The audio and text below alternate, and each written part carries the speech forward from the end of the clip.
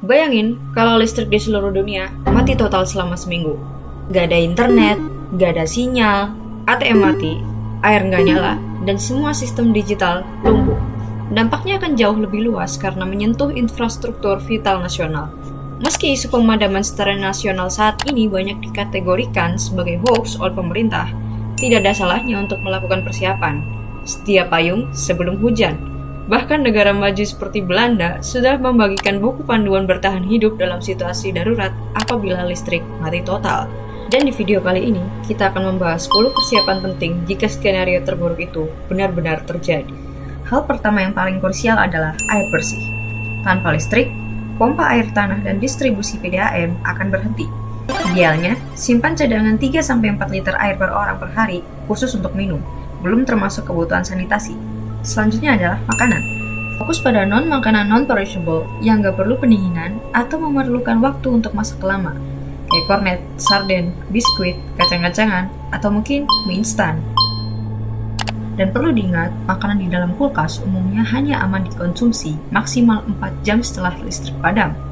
Dan dalam kondisi blackout, ATM, e-wallet, dan sistem pembayaran digital tidak akan berfungsi. So, make sure that you have cash, terutama dalam pecahan kecil untuk kebutuhan transaksi sehari-hari. Selanjutnya, untuk mendapatkan informasi, tentu kita tidak akan bergantung pada ponsel. Jaringan internet biasanya hanya bertahan beberapa jam dengan baterai cadangan. Radio AM atau FM bertenaga baterai menjadi salah satu sumber informasi yang paling andal untuk mengikuti pengumuman darurat dari pemerintah. Soal energi, sumber alternatif sangat membantu.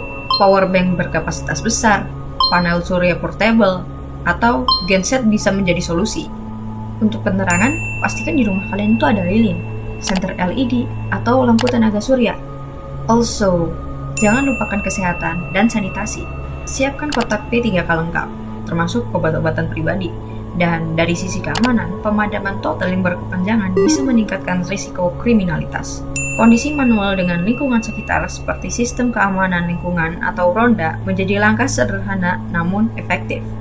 Jika harus berpergian, pahami navigasi manual. Siapkan peta visi kota atau daerah kalian. Dan yang sering dilupakan adalah kesehatan mental dan solidaritas sosial. Saling membantu antar tetangga, menjaga komunikasi, dan memastikan kelompok rentan tetap terpantau sehingga dapat mencegah kepanikan yang tidak perlu. Sekali lagi, ini bukan soal menakut-nakuti, tapi soal kesadaran bahwa hidup kita itu sangat bergantung pada listrik dan sistem digital, sehingga kita perlu knowledge apabila skenario buruk itu terjadi, kita tidak panik.